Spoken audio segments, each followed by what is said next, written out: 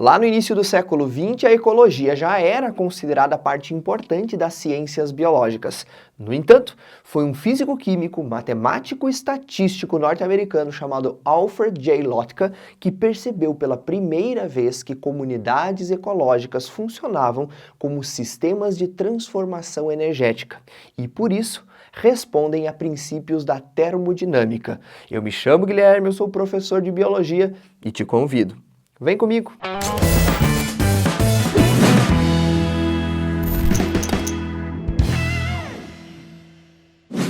Talvez você já esteja se perguntando aí o que cadeia alimentar, teia alimentar, fluxo de energia tem a ver com termodinâmica.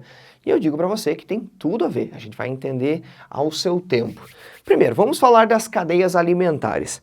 Cadeia alimentar pode ser chamado também de cadeia trófica. Alimento no grego é trofos. Então, cadeia alimentar ou cadeia trófica é a mesma coisa. E você tem que perceber a cadeia alimentar como algo que representa transformações energéticas. Você tem a energia luminosa proveniente, por exemplo, do Sol, que a partir da fotossíntese será convertida em outros tipos energéticos na forma química, que vão servir de alimento para animais, que vão fazer as suas transformações para poder crescer, para poder armazenar, para poder funcionar, e vão servir de alimento para outros animais que farão o mesmo. Então você tem a partir de uma matriz energética, digamos, solar, transformações dessa energia ao longo de uma cadeia alimentar. E aí você tem que pensar em algo que é super importante. Energia dentro de um ecossistema flui de maneira unidirecional. Como assim, professor? Você pensa aí, por exemplo, numa cadeia alimentar formada pelo capim, pela zebra e pelo leão. Nunca vai acontecer de uma zebra revolta aí começar a comer leão. Nunca vai acontecer do capim começar a matar a zebra. É o capim que serve de alimento para a zebra, que serve de alimento para o leão. Ah, professor, mas eles fizeram um motim e a zebra comeu o leão. Beleza, você pode até imaginar isso, mas na natureza não vai acontecer. A energia tem um fluxo e esse fluxo é unidirecional. Beleza? Guarde essa informação. A energia sempre flui de maneira unidirecional. A matéria pode ciclar. A matéria sofre reciclagem. Então, cuidado. Energia flui de maneira unidirecional, mas a matéria cicla. A matéria vai passando por organismos, vai se decompondo e regressando aos organismos basais dentro da nossa cadeia. Perfeito? Então, essa é a primeira coisa importante.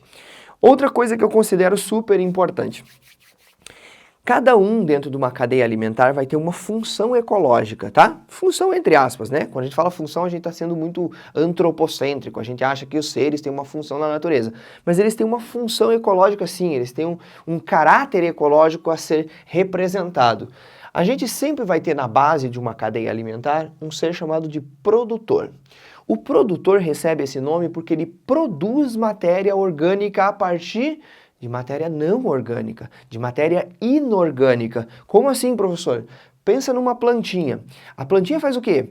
Ela pega a água do solo, ela pega gás carbônico da atmosfera, compostos inorgânicos, e com o uso da luz consegue converter tudo isso em glicose, em carboidratos, compostos orgânicos. Por que a planta se chama de produtor? Porque ela produz matéria orgânica a partir de compostos inorgânicos, como CO2 e água. Prof, as plantas são os únicos produtores? Não. Tem as plantas, tem alguns tipos de bactérias, tem cianobactérias, tem algas, mas em geral você tem que lembrar o seguinte, que os produtores são seres fotossintetizantes, que vão produzir matéria orgânica a partir da energia luminosa, e seres quimiosintetizantes. Seres que às vezes a gente esquece, mas são muito importantes. Pensa lá nas bactérias do ciclo do nitrogênio, assunto que a gente vai estudar na sequência. Essas bactérias, por meio de reações de oxidação, conseguem energia e com essa energia convertem compostos inorgânicos em compostos orgânicos, ou seja, eles são produtores. Beleza? Lembra-se que a gente tem aula sobre fotossíntese, a gente tem aula sobre quimiossíntese aqui no canal, se você quiser dar uma aprofundada nesses assuntos. Muito bem, o produtor, pessoal, vai servir de alimento para um cara chamado de consumidor primário. O consumidor primário que eu representei aqui é um gafanhoto, um ser Herbívoro. Herbívoro é quem vai se alimentar de plantas ou de algas. Então ele está comendo o produtor. Massa, aí você tem esse consumidor primário sendo consumido pelo consumidor secundário. Então você tinha o produtor, que foi comido pelo consumidor primário, que foi comido pelo consumidor secundário, que no caso aqui é um sapinho. O sapinho come insetos como um gafanhoto. Ele come insetos e lembre-se, na biologia a gente chama de carnívoro não necessariamente quem come carne, mas sim quem come outros animais. No caso aqui, o sapinho está comendo um gafanhoto, ele é um ser carnívoro, um consumidor secundário. Aí nós temos o consumidor terciário, que no caso é uma serpente. Parece um monstro do Lago Ness, mas é uma serpente, tá? Essa serpente pode comer o sapo. Ela também é um animal carnívoro. Daqui para frente todo mundo vai ser carnívoro. Herbívoro lá no início, comendo as plantas, e depois todo mundo para frente carnívoro. Isso é uma simplificação de uma cadeia alimentar. Nessa cadeia alimentar você tem quatro elementos. A planta, o gafanhoto, o sapo e a serpente. Professor, eu podia continuar? Pode, você pode colocar um gavião comendo a serpente. E depois? Depois, não sei, quem que vai comer o gavião?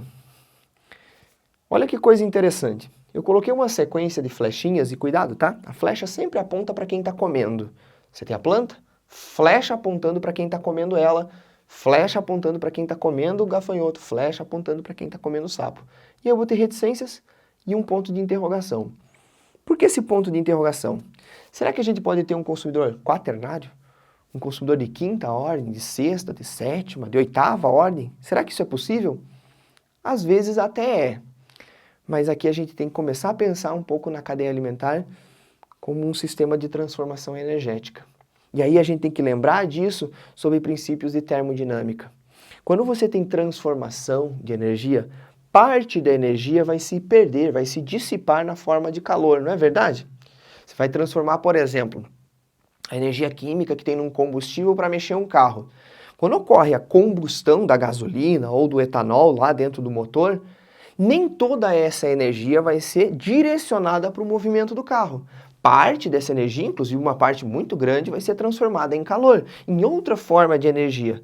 Inclusive é por isso que os motores de carro precisam ser resfriados. É por isso que existe um radiador, porque parte dessa energia que está sendo utilizada na combustão vai para o movimento do carro, mas parte da energia está gerando calor. Não é 100% da energia química lá do combustível que vai se transformar em movimento. A mesma coisa acontece aqui. Olha o que eu coloquei aqui para vocês, ó. Imagine que essa planta produz em um determinado período de tempo, pode ser um dia, pode ser 2, pode ser um ano, enfim, não faz diferença qual que é o tempo, mas imagine que ela produz em um determinado período de tempo 5.000 calorias.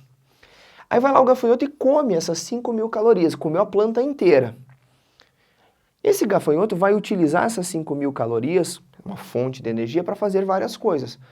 Parte daquelas calorias, inclusive, ele não vai conseguir aproveitar, vai sair junto com fezes, parte vai sair junto com excreção, parte ele vai utilizar no processo de respiração, parte ele vai se utilizar para dar funcionamento ao seu metabolismo, parte disso ele vai armazenar, parte ele vai usar para crescer. Muito bem. O que sobrou para o gafanhoto daquelas 5.000 quilocalorias? Sobrou 500 quilocalorias. Essas 500 calorias representam 10% do valor inicial. Ou seja, parte da energia se perdeu, especialmente na forma de calor. Vou dar uma explicação bem simples para você. Quando você come, você está assimilando carboidratos, lipídios, proteínas. Todos esses compostos são super importantes para a tua manutenção metabólica. Aí, de repente, você resolve fazer uma corridinha. Ah, vou fazer uma corrida. As tuas mitocôndrias começam a trabalhar, começam a produzir ATP. Só que, além disso, com essa produção de ATP, você vai ter geração de calor. Não é verdade? Quando você começa a fazer um exercício físico, você sente calor. Por quê? Porque quando você tem conversões energéticas no seu corpo, você tinha energia na forma de glicose, foi transformar para a forma ATP, você gera calor. E esse calor que vai saindo, que vai se dissipando, vai subtraindo o valor inicial de calorias que você tinha no seu corpo. Então, ó, das 5.000 quilocalorias que tinha numa planta, 10% conseguiu ser assimilável pelo gafanhoto. Depois a gente vai falar um pouco desse lance de assimilação. E aí, prof, das 500 quilocalorias presentes no gafanhoto em um determinado período de tempo, só 10% restou ao sapinho. E claro, o sapo vai ter que comer vários gafanhotos para poder se manter vivo, não é verdade? 10% das quilocalorias presentes no sapo sobrou à serpente. Por que eu não posso ter cadeias alimentares muito extensas? Porque eu estou perdendo, em média, 10%. Não perdendo 10%, eu estou restando 10% de cada valor. Então você tinha 5.000, reduziu para 500, reduziu para 50, reduziu para 5. Na próxima perda, nós vamos ter 0,5 quilocalorias para o próximo nível. Por isso a gente não consegue ter níveis tróficos muito extensos dentro de uma cadeia alimentar. Por isso que é difícil a gente pensar, por exemplo, num predador para o gavião. Quem que vai predar? Ele é o topo da cadeia alimentar. Professor, mas esse topo já é o quarto nível? Não, perdão, o quinto nível? Exatamente, é o quinto nível. Beleza? Falando em nível, preste muita atenção. Nível trófico é a mesma coisa que nível alimentar. E o primeiro nível trófico de qualquer cadeia alimentar é sempre o produtor. Então, o primeiro nível alimentar, o primeiro nível trófico, NT1, é o produtor. Isso quer dizer que o consumidor primário não é o nível trófico 1. O consumidor primário é o nível trófico 2. O consumidor secundário é o nível trófico 3. Cuidado para não confundir isso. Tem gente que vai direto, consumidor terciário é o nível trófico 3. Errou. Consumidor terciário é o nível trófico 4. O gavião que viria na sequência é nível trófico 5. Consumidor quaternário. Beleza? Muito bem. Outra coisa importante, você está vendo aqui os decompositores. Quem que são decompositores? A gente estuda isso lá na parte de classificação dos seres, né? Na sistemática, lá no módulo 4, que a gente inclusive acabou de concluir. Nós temos seres decompositores do grupo dos fungos e nós temos as bactérias. São os principais decompositores. O que que eles fazem? Eles vão pegar restos mortais desses organismos, fezes, excrementos, partes do corpo, pode ser um galho, pode ser uma folha, pode ser pelos, penas, tudo isso vai ser reciclado. Essa matéria orgânica que vai sobrando ao ambiente vai ser utilizado como fonte de energia para os decompositores. Decompor quer dizer quebrar, então ele vai quebrar essa matéria orgânica, formar nutrientes que possam ser assimiláveis pelas plantas, ou pelas algas, ou pelas cianobactérias, ou seja, pelos produtores. Então, o que o decompositor está fazendo? Ele está pegando a matéria orgânica no ambiente, fragmentando e reorganizando essa matéria para que seja utilizada lá pelo produtor.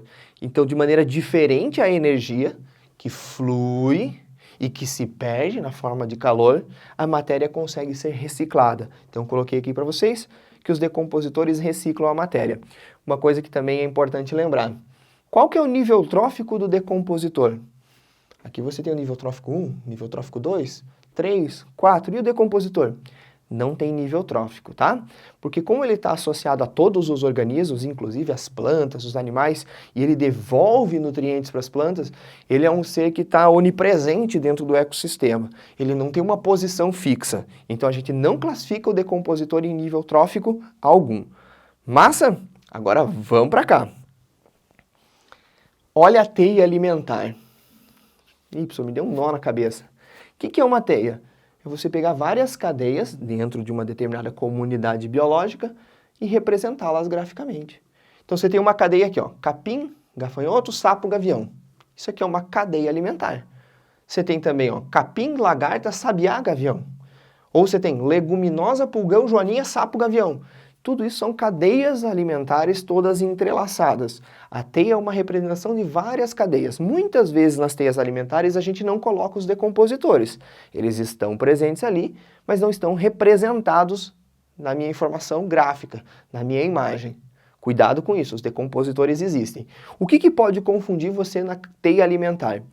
Quando você está pensando na cadeia, cada um tem uma função. Você tem o produtor, consumidor primário, consumidor secundário, consumidor terciário e assim por diante. Aqui na teia, como você tem várias cadeias entrelaçadas, você pode ter seres ocupando mais de um nível de organização. Então você tem aqui, ó, capim e leguminosa, são produtores. Esses sempre serão, não vai mudar. O capim serve de alimento para o gafanhoto. A leguminosa também serve de alimento para o gafanhoto. Se o gafanhoto come produtores, ele é um consumidor primário.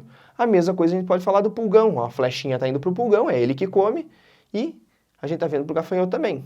Ele é um consumidor primário. A lagarta está comendo a leguminosa. A lagarta também está comendo o capim. Então, consumidor primário da mesma forma. Agora vamos dar uma olhada no sapo. O sapo está comendo o gafanhoto. Bom, se o sapo come o sapo comendo o gafanhoto, ele é um consumidor secundário. Só que se você observar, tem uma outra seta chegando ao sapo. a seta que vem lá da joaninha. E a joaninha comeu o pulgão. Então, muito cuidado. Por uma cadeia, o sapo é consumidor secundário, mas por outra ele pode ser consumidor terciário, porque ele come a joaninha que comeu o pulgão que comeu a leguminosa. Então, pulgão C1, consumidor primário, joaninha C2, sapo C3. E aí o gavião? Bom, o gavião está comendo sapo que é consumidor secundário. E está comendo sapo também que é consumidor terciário. Mas comendo o mesmo ser, ele pode ocupar dois? Pode, dependendo da cadeia que a gente está analisando. Sabiá. O sabiá está comendo a lagarta. Opa, a lagarta comeu o capim. Consumidor secundário para o sabiá. Só que o sabiá também está comendo um inseto, a joaninha que comeu o pulgão. Então ele está assumindo, de certa forma, uma posição parecida com a do sapo. Ele é consumidor secundário e terciário ao mesmo tempo. Muito simples, né? Eu quero propor um desafio aí para você.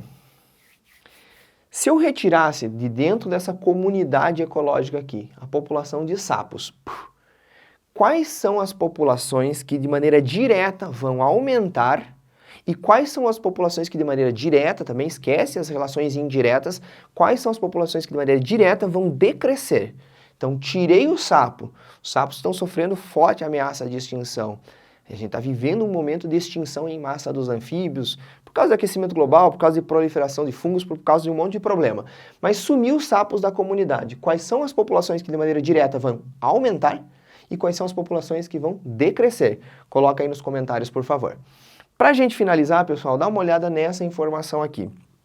A gente comentou aqui, ó, que nós temos seres produtores que têm uma quantidade grande de calorias e essas calorias vão se perdendo. Isso é interessante, né? Porque a gente sempre vai ter mais energia próximo aos produtores.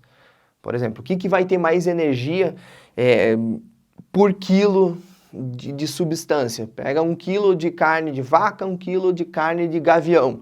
Qual vai ter maior quantidade de calorias disponível? Muito provavelmente quilo de vaca. Por quê? Porque a vaca está próximo ao primeiro nível trófico, que é o nível do produtor. Quanto mais próximo à base da cadeia alimentar, mais energética é aquela situação. Agora dá uma olhada nesse esquema que eu coloquei aqui para vocês. Esse esquema está mostrando a quantidade de energia que entra, que chega no organismo por via da ingestão, e a quantidade de energia que se disponibiliza para o próximo nível trófico. Quando você come alguma coisa, ou quando um gafanhoto come, um sapo come, você tem a ingestão. Chega grandes quantidades de energia. Parte da matéria orgânica que foi ingerida, vai ser defecada e não será assimilada. Parte dessa matéria orgânica também vai ser metabolizada no corpo e vai sair via excreção e também não vai ser assimilada.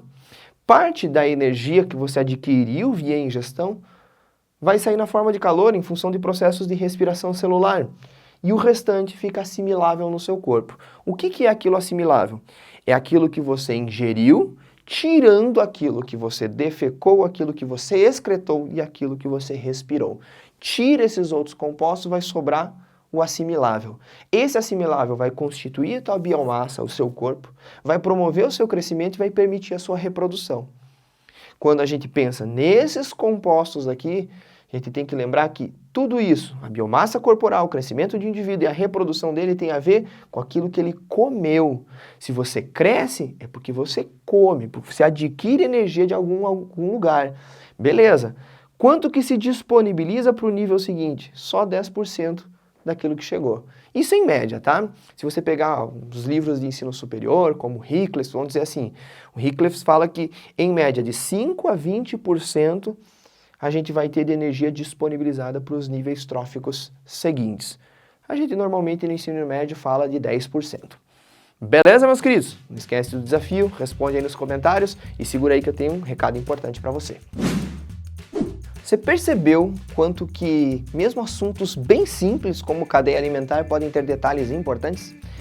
O legal é você saber desses detalhes, mas não simplesmente decorado. É você perceber que a biologia está entrando na sua mente, que a sua visão sobre a biologia está se tornando cada vez mais ampla. Esse é o nosso grande objetivo aqui no canal. Se você apoia esse tipo de iniciativa, por favor, inscreva-se no canal, dê um like nesse vídeo e compartilhe essa aula com os seus amigos. Isso é importante para manter o nosso projeto sempre para frente e sempre podendo atingir cada vez mais pessoas pela educação. Muito obrigado e até a próxima!